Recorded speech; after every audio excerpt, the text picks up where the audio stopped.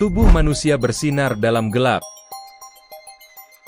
Pernahkah kamu membayangkan bahwa tubuh manusia, ya tubuh kita sebenarnya memancarkan cahaya? Bukan cahaya dari lampu, bukan sinar dari ponsel, tapi cahaya alami dari dalam tubuh kita sendiri. Kedengarannya seperti cerita fiksi ya, tapi ini adalah fakta ilmiah. Cahaya yang tak terlihat.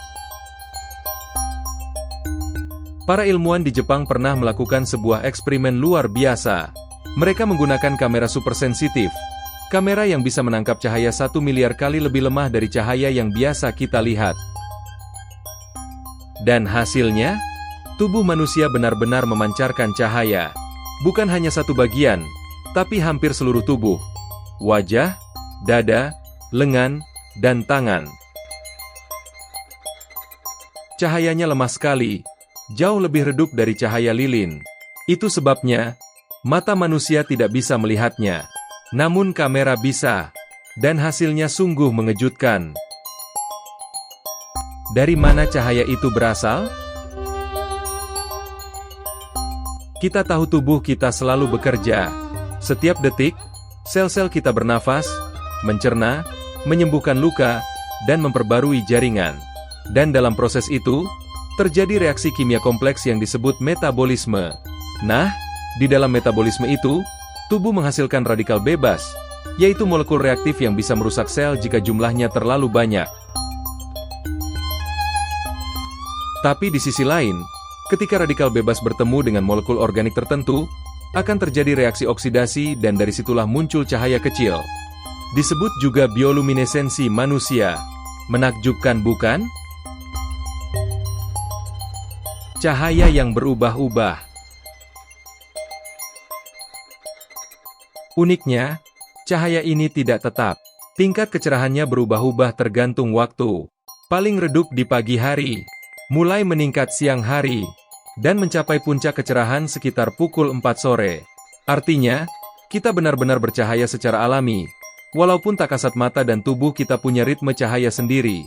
Sama seperti matahari terbit dan terbenam, tubuh kita juga punya waktu di mana ia bersinar lebih terang. Apa gunanya ilmu ini? Mungkin kamu bertanya, kalau cahaya ini tidak bisa dilihat, lalu untuk apa kita mempelajarinya? Pertanyaan bagus. Jawabannya, karena cahaya ini bisa jadi indikator kesehatan. Saat metabolisme terganggu karena stres, penyakit, atau kelelahan, tingkat cahaya yang dipancarkan juga berubah. Dalam dunia medis, ini bisa menjadi cara baru untuk mendeteksi kondisi tubuh secara non-invasif, tanpa suntikan atau alat yang menyakitkan. Bayangkan suatu hari nanti, kita bisa mengetahui apakah tubuh sedang sehat, hanya dengan memindai cahaya alaminya. Kita semua bercahaya. Cahaya yang dipancarkan tubuh ini mungkin tak terlihat, tapi itu tak berarti ia tidak ada. Tubuh manusia menyimpan keajaiban.